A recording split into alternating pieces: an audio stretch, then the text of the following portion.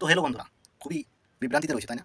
কবে একটা জব পাবো, একটা গভর্নমেন্ট জব পাবো, ফেটেল এই নিয়ে, তাই না? তাছাড়া আমাদের রাজ্যের যে পরিস্থিতি, চারিদিকে দুর্নীতি, দুরাচার চলছে। এই পরিস্থিতিতে দাঁড়িয়েও আমাদের মতো যে সমস্ত স্টুডেন্টরা স্টাডি করে যাচ্ছে, কিছু একটা প্রতিষ্ঠিত হওয়ার আছে, তারা কিন্তু খুবই বিভ্রান্ত হয়ে পড়েছে। তারা ভাবছে যে আমাদের ফিউচারটা কীভাবে মানে এস্টাবলিশ হবে, সে নিয়ে অনেকেই বিপাকে রয়েছে, এখানে আমিও রয়েছি। তো কাজে একটা কথা বলবো, কখনোই থেমে যেও না। দেখো এই পরিস্থিতিটা কিন্তু যে একদম সুদূরপ্রসারী তা নয়, এটা কিছুদিনের জন্য। অতি শীঘ্রই আমাদের রাজ্যে যে সরকার রয়েছে, সে হয়তো মানছি এই সরকারের জন্যই এই মানে কি বলবো পরিস্থিতি আমাদের রাজ্যে। তবে একটা কথা মনে রাখো, তোমরা যে যা করো, যে কলেজ স্টাডি করছো, সে কলেজ স্টাডি 110% দিয়ে করো। যে কম্পিটিটিভ স্টাডি করছো, কম্পিটিটিভ স্টাডি 110% দিয়ে করো। একটা পজিটিভ মাইন্ডসেট নিজের মনের মধ্যে রেখে নাও এবং সামনের দিকে এগিয়ে চলো। দেখো ভাই, অনেকে বলবে এটা হবে না, অমুক হবে না, এইভাবে লোকের কথা শুনে বিভ্রান্তিতে পড়ো না। নিজে সকালবেলা ঘুম থেকে উঠো এবং নিজের বেস্টটুকু দাও এবং সামনের দিকে এগিয়ে চলো। হয়তো তুমি কলেজ স্টুডেন্ট, কলেজের পড়াটা ফ্ল্যাটুকু করো, যাতে করে কলেজে তুমি সেরা পারফর্মার হো। আবার ইভেন কেউ হয়তো কম্পিটিটিভ স্টাডি করছো, সেও কম্পিটিটিভ স্টাডিকে একদম 110% দিয়ে করো, তোমার সেরাটুকু দাও, তবেই সম্ভব হবে প্রতিষ্ঠিত হতে। তো একটা কথা বলবো, রাজ্যের যা অবস্থা তা ছেড়ে দাও। যারা কম্পিটিটিভ স্টুডেন্ট রয়েছে তাদের ক্ষেত্রে বলবো তোমরা সেন্ট্রালের দিকে ফোকাস করো, কারণ এসএসসি স্টাফ সিলেকশন কমিশন প্রত্যেক বছর মানে অ্যানুয়াল ক্যালেন্ডার প্রকাশ করে, ভ্যাকেন্সি বার করে, এবং তার সঙ্গে সঙ্গে রেলও কিন্তু ফ্লো করছে, মানে L1 অ্যানুয়াল ক্যালেন্ডার বেসিসের যে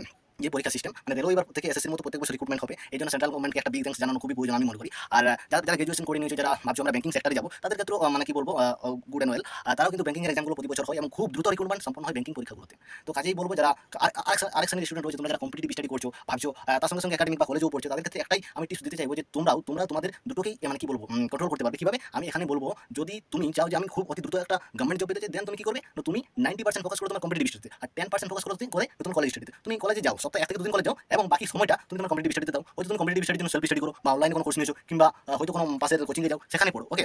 আর কলেজেও মাঝে মধ্যে খবর নাও, ওই যে কলেজের এখন তো অনেক হোয়াটসঅ্যাপ ফেসবুক গ্রুপ রয়েছে, সেখান থেকেও তুমি এছাড়া কলেজের অফিসিয়াল ওয়েবসাইট, ইউনিভার্সিটির অফিসিয়াল ওয়েবসাইট একটু টাইম ফলো করো, দেখবে সেখান থেকে ইনফরমেশন পাবে এবং কখন রেজিস্ট্রেশন হচ্ছে, কখন ফর্ম ফিল আপ হচ্ছে, কখন এক্সামিনেশন, সেগুলো ফলো করো। আর রেজিস্ট্রেশন, ফর্ম ফিল আপ এবং ইন্টারনাল এক্সামে তুমি কলেজে যাও। কলেজে খুব একটা অ্যাটেন্ডেন্স রাখার প্রয়োজন নেই, যতটুকু না গেলে সেটা রাখো। আর কলেজ স্টাডিকে 10% দাও, যাতে করে পাস নম্বরটা চলে আসে, বুঝলে?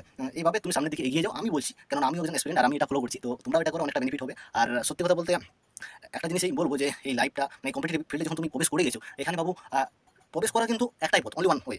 কিন্তু এখান থেকে বের হয়ে যাওয়ার দুটো পথ। কি দুটো পথ? না, হয় তুমি রাজা হয়ে বের হবে, মানে একদম একটা গভর্নমেন্ট জব হাসিল করে বের হবে, নয়তো তুমি এখন খাদের কিনারে গিয়ে পড়বে। হয়তো দেখো, তুমি একটা মানে কি বলবো গোল্ডেন টাইম, তোমার কত 18 থেকে 25 বছরের টাইমটা তুমি 2 থেকে 3 বছর দিচ্ছ এখানে, মানে এখানে তুমি একটা ইনভেস্ট করছো। সেখান থেকে যদি কিছু না পাও, তাহলে তুমি তো ফকির হয়ে মানে কি বলবো খাদের কিনারে গিয়ে উপস্থিত হবে। তো দেখো, যতদিন পর্যন্ত নিজে সাকসেস না পাচ্ছ, ততদিন পর্যন্ত কেউ তোমার ভ্যালু দিবে না। আর কারো লাইফে এক্স ওয়াই থাকতেই পারে, সেটা থাকুক, তাকে সাইডে নিয়ে চলো, এটা আমি বলবো।